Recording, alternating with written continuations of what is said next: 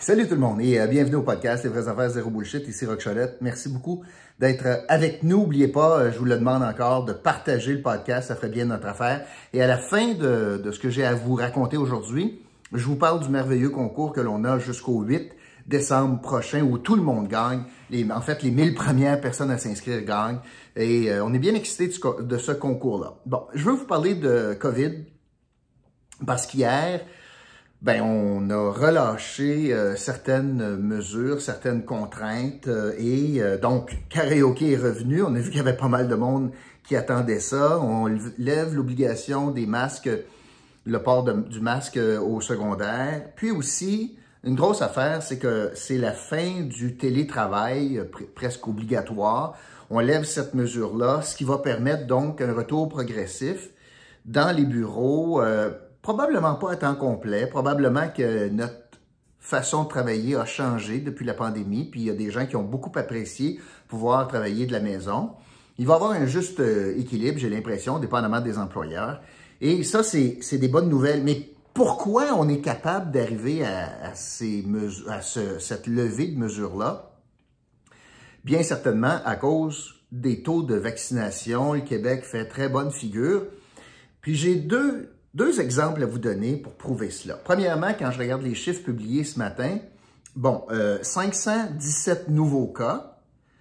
On a une certaine stabilité, même si 500 cas, c'est quand même pas mal. On voit qu'il n'y a pas d'impact vraiment sur les hospitalisations. On a baissé de 2 depuis 24 heures. Donc, 517 cas, nouveaux cas depuis 24 heures, 517.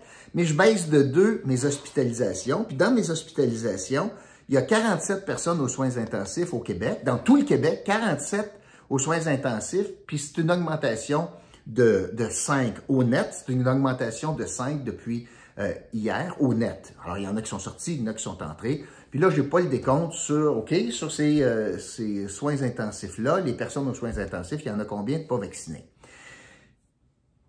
Mais à sa face même, la vaccination fonctionne et parce que je vois les hospitalisations qui baissent malgré quand même 500 cas. L'autre élément dont je voulais vous parler pour illustrer cela, c'est l'Autriche. Hier, on a annoncé en Autriche que, premièrement, le taux de vaccination là-bas est beaucoup plus faible que le Québec. On est à 65 %. Puis imaginez, l'Autriche a décidé de confiner les non-vaccinés. Avec nous autres, là, c'est pas drôle. Là. Les non-vaccinés sont pas capables d'aller au resto puis sont pas capables d'aller au cinéma. En Autriche, les non-vaccinés sont confinés à la maison à moins de 3 exceptions, ou à part 3 exceptions, pour recevoir des soins de santé, pour aller faire du sport ou pour aller faire l'épicerie, faire des courses, des emplettes. Alors, c'est quand même pas rien de voir que, puis c'est une tendance mondiale, là. La vaccination, c'est la planche de salut pour sortir de cette maudite pandémie-là. Puis les gens pas vaccinés qui retardent cette sortie de crise, dans le fond, on a des mesures particulières pour elles, notamment l'Autriche. Imaginez, on n'a pas fait ça ici, là. Les non-vaccinés, là, ils sont capables quand même pas mal de vivre sans trop de problèmes. Ils sont même capables d'aller à l'école. Et c'est pas partout comme cela. Et ça m'amène à vous parler du jugement de la Cour supérieure hier. Jugement qui parlait de quoi? C'est en lien avec le réseau de la santé, c'est en lien avec la décision jadis du gouvernement du Québec, bien qu'il ait reculé là-dessus, mais de dire, écoutez, vous ne pourrez pas travailler, je vais vous mettre en sans-solde si vous n'êtes pas vacciné.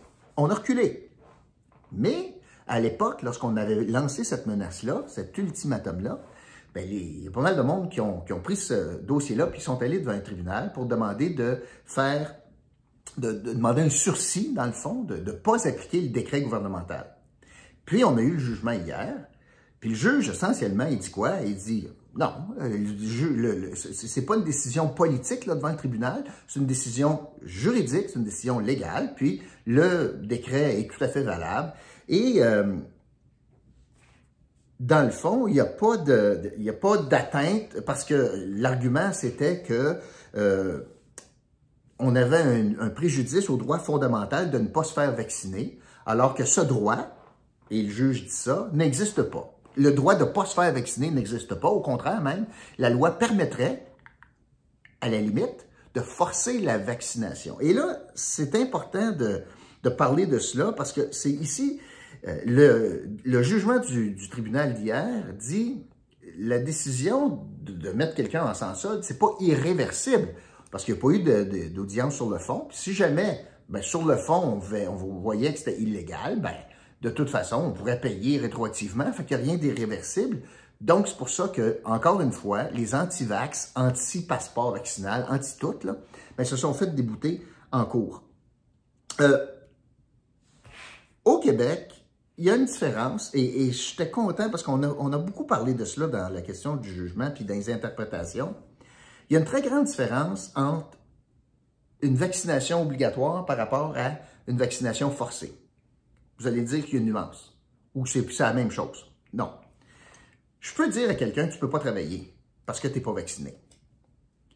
Un vaccin forcé, une vaccination forcée, c'est je te donne pas le choix, je te force. Le tribunal pourrait te forcer à te faire vacciner. Alors, on va te prendre, puis on va t'injecter de force le vaccin. On n'est pas là. Fait qu'il ne faut pas mélanger des patentes. Au Québec, il y a des gens qui peuvent accepter de ne pas se faire vacciner, mais ils en subiront les conséquences. Ils vont assumer les conséquences. Ils vont assumer leur choix. C'est tout à fait correct.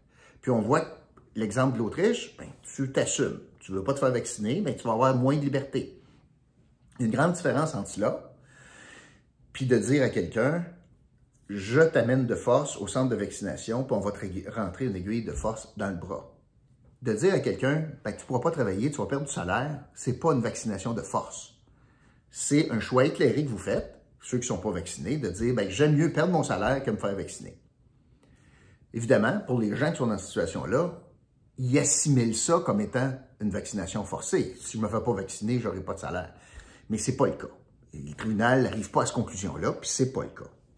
Et c'est intéressant, puis je voulais vous parler de cela en terminant, c'est intéressant de lire, et je vous l'encourage, le billet de Yves Boisvert dans la presse d'aujourd'hui, où il a fait le décompte. Puis, tu sais, on entend à haut cri, les batailles, puis c'est mon droit constitutionnel, etc. Vous savez, je vous ai déjà parlé de cela. Ces mêmes gens là, qui crient le Barthé, c'était les premiers à accepter que le gouvernement suspende des droits fondamentaux parce que quelqu'un porte un hijab, en passant. Mais à crier fort le Barthé, on arrive à la conclusion que les tribunaux, en 18 mois, il y a eu 157, selon Yves Boisvert, 157 défaites pour les anti-vax devant le tribunal. Il y a eu un seul gain. Puis le seul gain qu'il y a eu, c'est sur la question du couvre-feu pour les itinérants. Où on a dit, là, c'est pas applicable, ils n'ont pas de maison, fait qu'on ne peut pas leur dire de sortir de la rue. Vous vous rappelez, là, après 9 heures, tu ne peux pas être dehors. Rappelez de ça, là, ou après 8 heures. Alors, le seul gain, c'était à ce niveau-là, puis il y a eu 157 défaites depuis 18 mois pour les gens qui s'opposent en disant « liberté, liberté ». Alors, ça prouve que, j'imagine que ce n'est pas tous les tribunaux que c'est des nonos, là. Alors, c'est quand même le reflet d'un certain équilibre entre les droits de la majorité par rapport aux droits individuels, le bien commun par rapport au bien individuel. D'ailleurs, en terminant là-dessus, hier aussi, on voyait qu'il y avait un certain nombre de fonctionnaires fédéraux qui, finalement, étaient placés en sans solde parce qu'ils n'avaient pas obtempéré avec la mesure implantée par Justin Trudeau. On est quand même au fédéral à 98 % de vaccination, ou en tout cas de gens qui disent qu'ils se sont fait vacciner, parce que ce n'est pas la preuve qu'on demande, mais une attestation. Si on ment, on risque la destitution. C'est quand même pas rien. Et à 98 % je ne peux pas faire autrement que de faire un parallèle avec le réseau de la santé, où les derniers chiffres nous montrent qu'on est à 97 % de taux de vaccination. Trouvez-vous ça là, logique, vous autres? Que tous les corps de métier confondus au fédéral, il y en a beaucoup qui ne sont pas dans le domaine de la santé au fédéral, on s'entend. Quelqu'un qui est fiscaliste chez Revenu Canada, on est loin, loin de la santé. Bien, on a un taux de vaccination plus élevé au fédéral que des gens qui ont étudié en sciences dans le réseau de la santé puis qui soignent le monde. C'est assez gênant, merci, pour les employés de la santé qui refusent de se faire vacciner, de voir que des employés fédéraux ont un plus fort taux de vaccination que les récalcitrants dans le réseau de la santé. C'est à se demander comment ça se fait. Comment ça se fait qu'on a encore des gens qui ont pourtant étudié là-dedans, qui devaient croire dans la science, plus que dans les médecines alternatives, là, on s'entend, là, tu étudies en sciences. Et puis, on a plus de non-vaccinés que de la fonction publique fédérale au total. Et finalement, sur cela, la question politique derrière cela, Justin Trudeau a gagné son pari, même avec des exceptions religieuses, en demandant la vaccination de tout le monde pour travailler, tout le monde. Puis on a tenu notre bout au fédéral. M. Trudeau a tenu son bout. Puis au Québec, parce que les non-vaccinés tiennent le gouvernement par les... Ça, ben on a reculé. On a reculé du 15 octobre au 15 novembre pour finalement reculer complètement parce que le réseau n'était pas capable de prendre le départ massif de ces gens qui tiennent en otage, dans le fond, les Québécois puis le réseau de la santé. C'était une petite réflexion que j'avais, je me disais, tu sais, ça n'a pas grand bon sens. Ça montre, ça n'en dit long sur l'éthique dans le réseau de la santé par rapport aux fonctionnaires fédéraux. Je veux terminer donc en vous parlant du merveilleux concours que l'on a. Je vous en disais quelques mots d'entrée de jeu. Donc, tout le monde gagne. Allez vous inscrire sur la description dans le podcast. Vous allez voir premièrement une vidéo qui va expliquer le concours, puis aussi comment vous inscrire. Vous vous inscrivez, les 1000 premiers gagnent. Je vous offre même un petit cadeau surprise en lien avec ça. Puis en plus, j'en rajoute une autre couche. Cette semaine, on va faire tirer 100 $ cash dimanche. Et vous avez simplement besoin d'écrire dans les commentaires l'indice du jour. Puis, je vous donne un chiffre encore aujourd'hui. Hier, je vous disais que le total d'argent qu'on était pour se séparer là, aux 1000 personnes, l'équivalent de, c'était 158 000 $ en prix totaux qu'on va diviser à 1000. Eh bien, on a dépassé ça. Bruno a fait un travail extraordinaire. Il y a des gens qui embarquent dans le podcast. Fait que l'indice du jour aujourd'hui, c'est le nouveau chiffre du montant global. Puis, je regarde, parce que je ne veux pas me tromper, 186 000 $. 186 000 $ aujourd'hui, c'est l'indice du jour. Inscrivez ça, puis vous avez une chance de gagner 100 pièces cash, en plus de participer au concours, etc., dimanche. Voilà, c'est ce que je voulais vous dire. Merci beaucoup d'avoir été là, puis je vous retrouve demain pour un autre podcast, Les vraies affaires zéro bullshit. OK? Salut tout le monde.